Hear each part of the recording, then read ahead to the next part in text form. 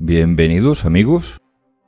Mi intención inicial era realizar un vídeo tratando sobre el carro de combate estadounidense M26 Pershing, pero para entender, en parte, qué ocurrió con el Pershing y el retraso de su aparición, hay que comprender cuál era una de las principales preocupaciones por parte del ejército estadounidense.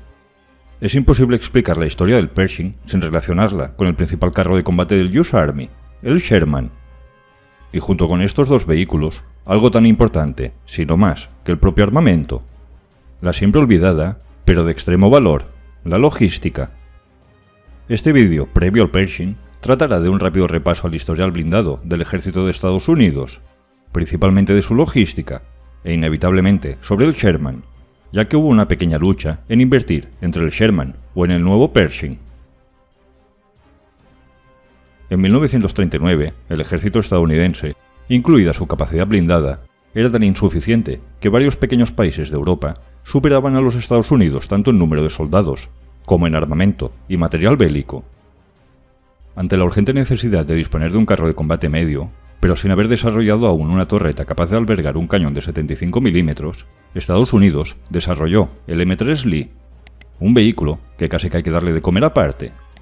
Si bien su diseño dejaba bastante que desear, realmente fue útil en el norte de África, tanto en manos norteamericanas como británicas. A pesar de sus limitaciones, el M3 mostró ser fácil de producir, mecánicamente muy confiable, simple de mantener operativo y fácil de reparar en el propio campo de batalla. Estados Unidos necesitaba de un carro de combate medio de mayores prestaciones, y ante las virtudes mecánico-operacionales del M3, se desarrolló sobre este chasis, el M4, su evolución. Tanto el chasis del M3, en menor medida, como el chasis del M4 principalmente, serían el caballo de batalla de la práctica totalidad de las fuerzas blindadas de Estados Unidos durante toda la Segunda Guerra Mundial. Heredado de su predecesor M3, el M4 continuaba siendo fácil de producir, de mecánica muy confiable, simple de mantener y fácil de reparar.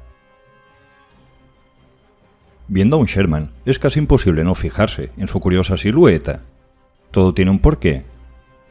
Parte de su volumen se debe al mismo motor utilizado en el M3, un confiable motor radial que previamente había sido desarrollado para la aviación. Otra de las razones de su apariencia voluminosa se debe al ofrecer a las tripulaciones de una ergonomía como pocos vehículos de la época disponían. La ergonomía es algo tan importante, aunque también se suele pasar por alto, que afecta, por ejemplo, a la cadencia de disparo del vehículo, entre otros aspectos. Imposible de pasar desapercibido, el M4 parece ser demasiado estrecho para su altura. También tiene un importante porqué. Por ejemplo, los blindados alemanes disponían de dos cadenas, la común, más ancha, utilizada para rodar diariamente en sus labores de combate, y una más estrecha, que debían intercambiar antes de subir los vehículos a los trenes de transporte. Una vez bajaban de los trenes, las tripulaciones debían, nuevamente, cambiar las cadenas, una inversión de tiempo y de trabajo adicionales. Las dimensiones del M4 fueron diseñadas para adecuarse al ancho del sistema ferroviario de Estados Unidos, de las plataformas de transporte ferrovial. Esta es la razón de su aparente diseño estrecho, que parece no combinar con las dimensiones totales del vehículo. Quizás no parezca importante, pero sin logística o con una inadecuada, todo se complica, hasta el punto de poder perder conflictos enteros.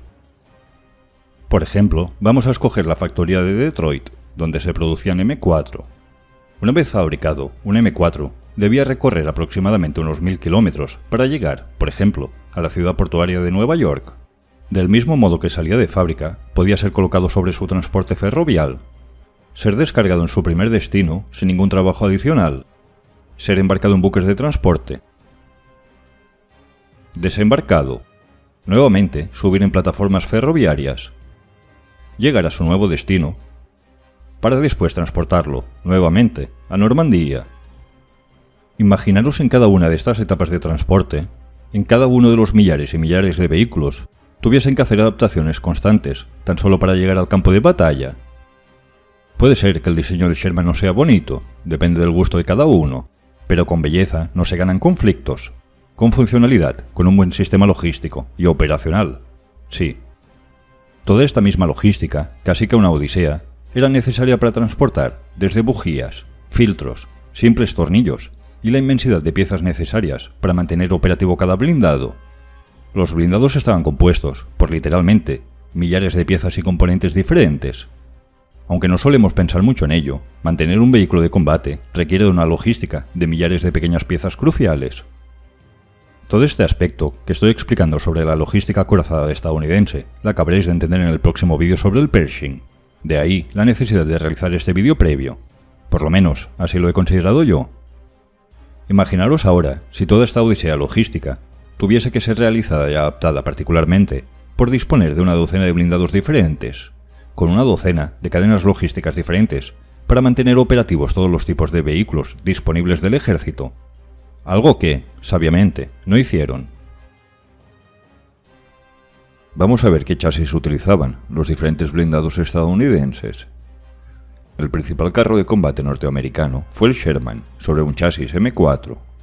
Cuando el ejército decidió que necesitaba de un carro de combate más blindado, mejor protegido, no hicieron un vehículo nuevo del que no conocerían su fiabilidad mecánica y que complicaría la logística, y con ello su operacionalidad, y consecuentemente su desempeño en combate. Con un excelente chasis como base, apareció el Sherman Jumbo. Necesitaron de un cañón de mayor calibre para combatir la infantería y lo adaptaron a un Sherman. Lo mismo con el Firefly, británico en este caso. O con hasta 10 variantes de lanzacohetes sobre Shermans, o su versión lanzallamas. Ahora viene lo espectacular. ¿Adivináis sobre qué chasis estaba construido el cazacarros tipo M10 Wolverine? ¿Y el cazacarros M36 Jackson? Correcto, un M4, sobre el mismo que el Sherman. El M18 Hellcat empleaba el chasis previo, el M3. Las piezas de artillería autopropulsada de 105 mm, tanto el M12 como el M40, fueron también fabricados sobre el mismo chasis. El M7 Priest sobre un chasis M3. Pero no termina aquí.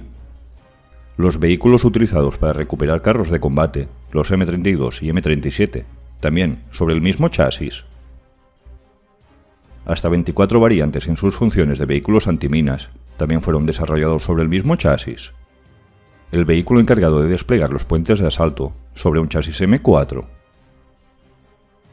Además de varios otros vehículos de apoyo sobre el mismo chasis, que ni cito.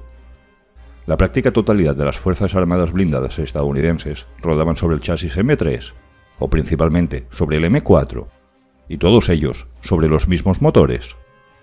Ahora imaginaros que, en lugar de un Jumbo, inventasen un vehículo pesado, completamente nuevo, sin conocer su fiabilidad y con una cadena logística diferente solo para un vehículo. Y lo mismo para cada uno de los diferentes tipos de vehículos que eran necesarios. En el caso de Alemania, por ejemplo, aprovechó los chasis checos y principalmente de los Panzer III y IV, pero al mismo tiempo creó, quizás, demasiados modelos diferentes. En el caso del Panther y del Tiger, con los Jack Panther o Jack Tigers, me da más la sensación de ofrecer dos vehículos diferentes, dos contratos económicos diferentes, que no un intento de estandarización. Estados Unidos tenía una de las mayores capacidades industriales del mundo, pero la utilizaron con inteligencia. Con prácticamente la utilización de un único chasis, equiparon casi a todo el ejército, pudiendo con ello centrarse en producir un único modelo en números mucho mayores que varios modelos en bajos números. Con muchos más modelos diferentes, no solo hubiesen podido fabricar menos números, sino que la logística para una docena de vehículos y motores diferentes hubiese sido prácticamente un infierno. La logística más extensa de todo el conflicto, con más de 5.000 kilómetros de extensión, y con una peor logística, sin un chasis confiable y fácil de mantener operativo, se hubiese perdido un mayor número de vehículos, a veces simplemente por no disponer de una pequeña pieza de recambio. Un chasis y un motor sencillos de producir, mecánicamente fiables y fáciles de reparar, ¿son de mala calidad? Comúnmente, lo que hay por detrás de un vehículo de combate es casi tan importante, si no más, que el propio vehículo. La belleza no gana conflictos, la operacionalidad sí. Al final, en un conflicto, no se trata de ser el mejor individualmente, se trata de ser útil, en conjunto, y de vencer. Teniendo en cuenta cómo funcionó el sistema logístico y operacional de Estados Unidos, podremos entender mejor, el próximo martes, uno de los aspectos que retrasó la llegada del M26 Pershing. Suscríbete, dale a like si te ha gustado el vídeo y hasta pronto.